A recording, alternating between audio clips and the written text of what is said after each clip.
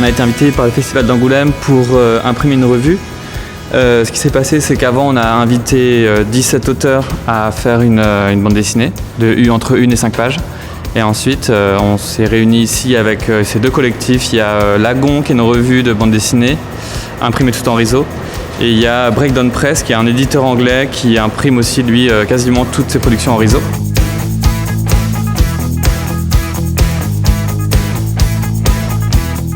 Et l'idée, c'est d'avoir un atelier complètement ouvert au public, qui viennent voir comment ça se passe, comment on travaille. Donc d'abord, on imprime tout couche par couche.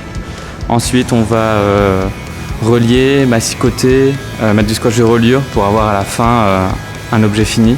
Riso, c'est une marque japonaise.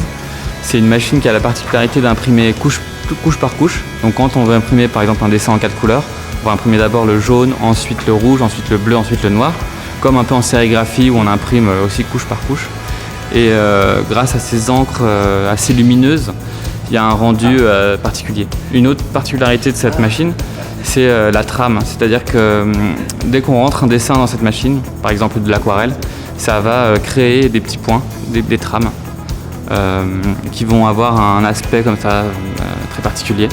Ça relie un peu tous les travaux des auteurs.